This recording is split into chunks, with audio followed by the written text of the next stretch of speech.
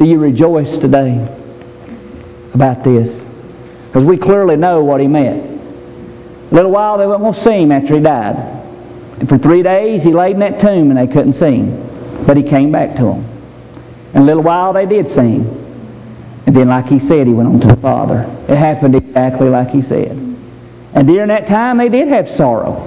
Remember, they were all fretful.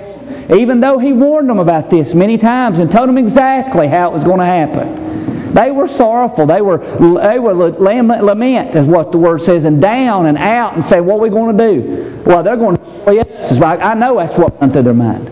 They killed him. They're going to come hunting for us next, and they're going to kill us. We gave everything to this man, and now he's gone. Now what are we going to do? Where are we going to go? What situation is going to happen to us? But they didn't realize what power he displayed. Satan recognized it. He sure wouldn't have nailed him to the cross.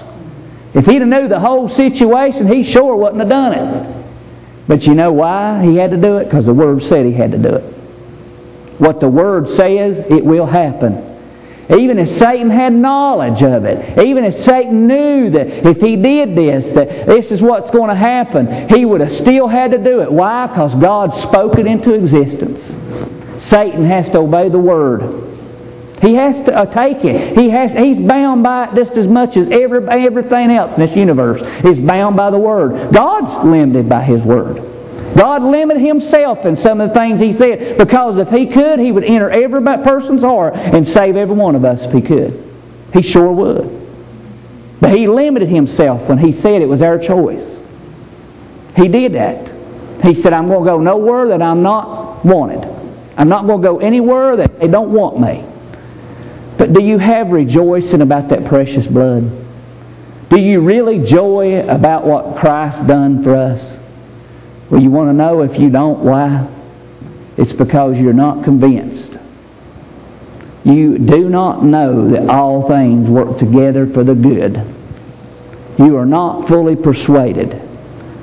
And you are not fully persuaded about what's in you. There's power in the blood. Of what Spirit's in you. You're not fully persuaded of what power you really have in you. To tell Satan to get lost, and he has to go. Resist and he'll flee.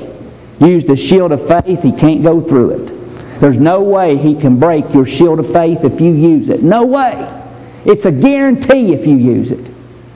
But if you don't use it, guess where you're going?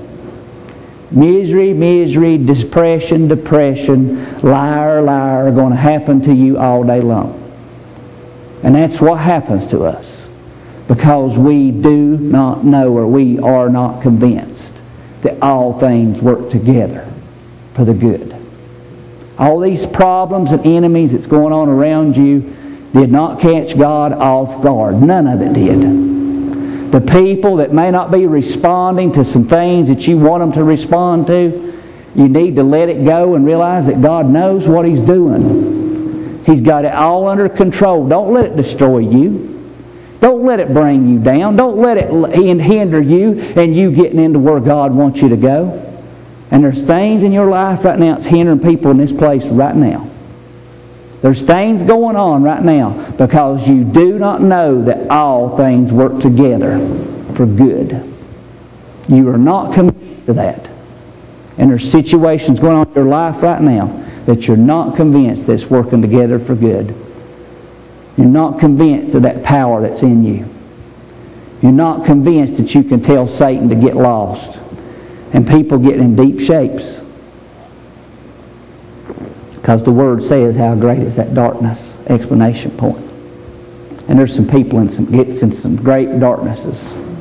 They get in some tough places. Thank God for the mercy to bring us out. Thank God for His power to help us out of some situations. But what He's saying is it's time, people. The 40 days are tick-tocking. Tick-tock, as we said before. And are we moving forward? Or are we letting the hindrances around us and the spirits of error hold us back? Because we are not knowing, we're not convinced. We are not running with everything, letting that precious blood that's inside and those things that God has done to wash us afresh and give us this wonderful gift that He's given us. Are we exercising it? Or are we letting the enemy hold us back? Because we're letting all the enemies and problems around us and all the things we see hinder us. Well, it's up to us. It's up to us if we want to get a hold of it and become that we do know, that we are convinced, that we are persuaded, that we do have it. We got the goods. We're equipped with them and we've had them.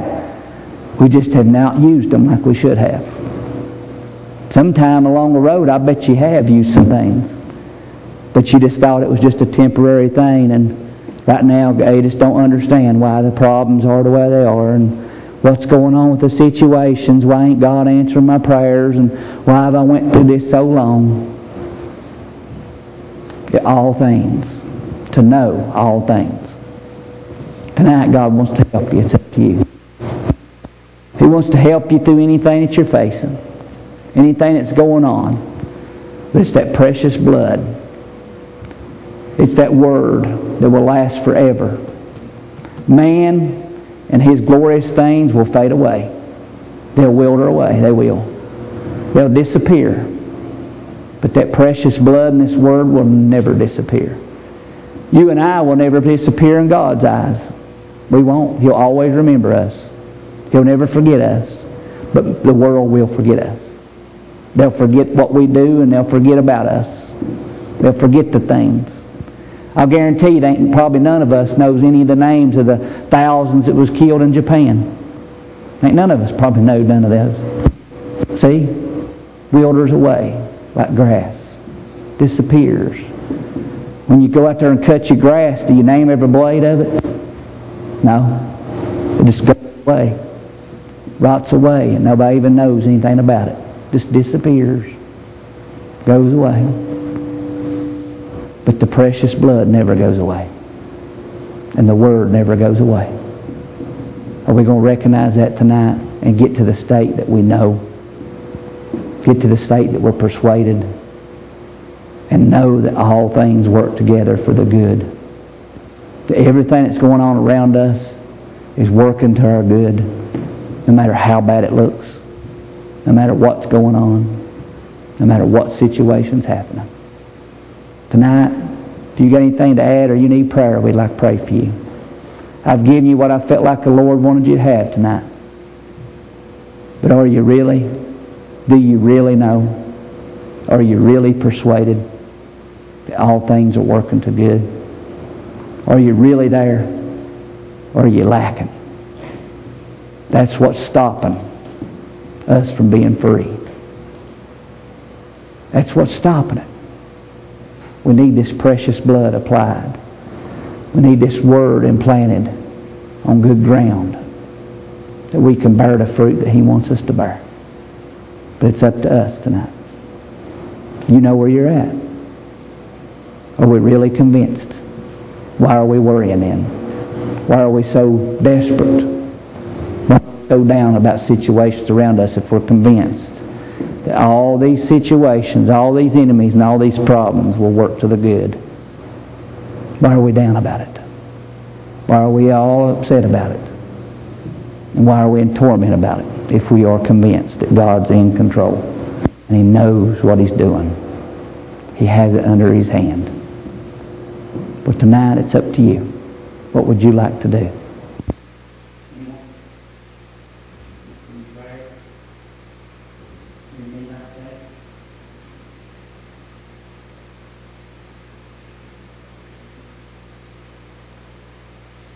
No.